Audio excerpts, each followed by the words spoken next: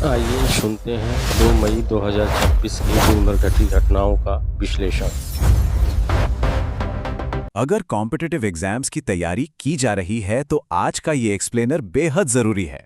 नमस्कार और 2 मई 2026 के इस करंट अफेयर्स एनालिसिस में बहुत बहुत स्वागत है, जहां आज के सबसे महत्वपूर्ण और हाई यील्ड टॉपिक्स को डीकोड किया जाएगा।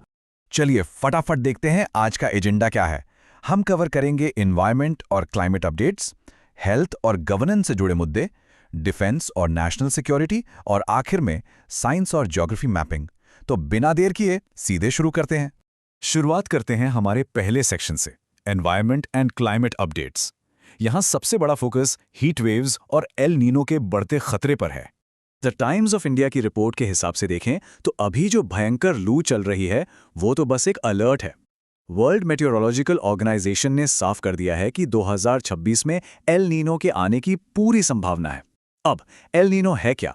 सीधे शब्दों में कहें तो प्रशांत महासागर यानी पैसिफिक ओशन का असामान्य रूप से गर्म हो जाना, और जब ऐसा होता है तो पूरी दुनिया का मौसम एकदम पलट जाता है। एस्पिरेंट्स के लिए इसके इम्पैक्ट समझना बहुत क्रूशल है। पैसिफिक ओशन के गर्म होने का सीधा असर भारत के मानसून पर पड़ता है। इसका सीधा सा मतलब है सामान्य से कम बारिश, सूखे का बढ़ता हुआ खतरा, और जाहिर सी बात है हमारे कृषि और डोमेस्टिक इकोनॉमी पर इसका बहुत गहरा नेगेटिव इम्पैक्ट पड़ेगा।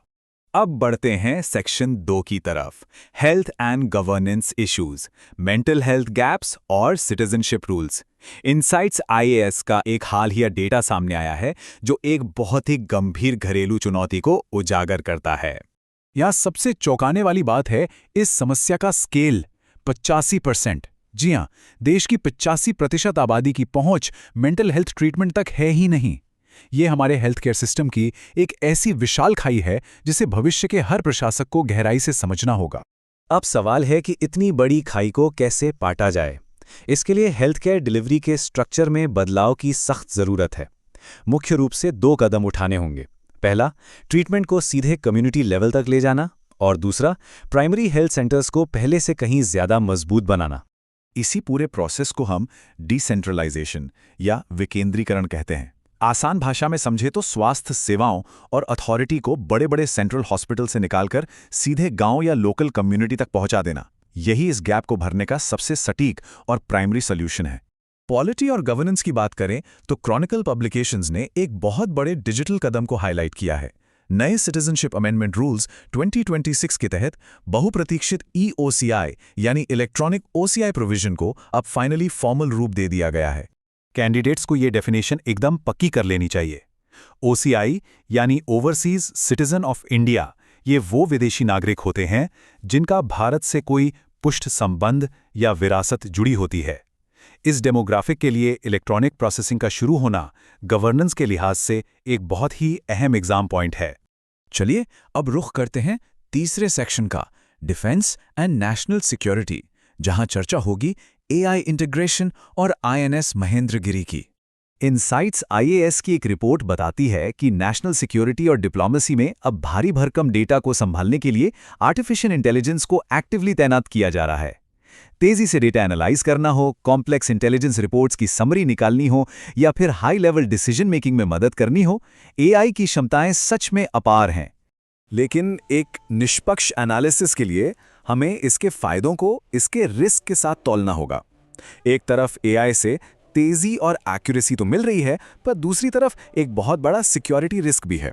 जरा सोचिए, क्रिटिकल डिप्लोमेटिक क्राइसिस के वक्त अगर इंसानी सूझबूझ या ह्यूमन जजमेंट की कमी रह गई तो नतीजे कितने खतरनाक हो सकते हैं। AI की चर्चा से आगे बढ़कर अब बात करते हैं एक बहुत ही ठोस नौसैनिक ताकत की, INS Mahendragiri. Make in India defence project के तहत बना ये भारत का सबसे नया और एडवांस्ड वॉरशिप है। ये हमारी डोमेस्टिक डिफेंस मैन्युफैक्चरिंग कैपेसिटी के लिए सच में एक बहुत बड़ा बूस्ट है। अब INS महेंद्रगिरी में सबसे खास क्या है? इसकी स्टील्थ टेक्नोलॉजी। ये एग्जाम्स में बार बार पूछा जाने वाला कॉन्सेप्ट है। स्टील्थ टेक्नोलॉजी का सीधा सा मतलब है ऐसी एडवांस्ड मिलिट्री इंजीनियरिंग जो खास तौर पर दुश्मन के रडार की नजरों से बचने और अनडिटेक्टेड रहने के लिए डिजाइन की गई हो। और अब हम आ गए हैं अपने आखिरी सेक्शन पर, साइंस एंड ज्योग्राफी मैपिंग, जहां बात होगी कुछ रैपिड फायर प्रीलिम्स फैक्ट्स की। चलिए देखते हैं कि कैसे ये फैक्ट्स ऑब्जेक्टिव टेस्ट के लिए एक मजबूत बेस बनाते हैं।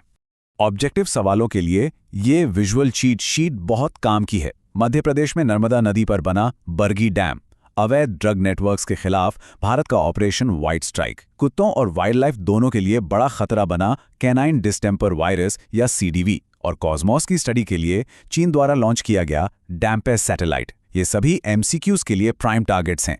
पिछले मैपिंग चार्ट में जिस डैम्पेस सैटेलाइट का जिक्र हुआ था, उसका मेन टारगेट है डार्क मैटर की खोज। डार्क मैटर वो अदृश्य और मिस्टीरियस सब्सटेंस है जो हमारे पूरे ब्रह्मांड का एक बहुत बड़ा हिस्सा बनाता है। साइंस एंड टेक के नजरिए से ये क्रिटिकल एग्जाम पॉइंट है।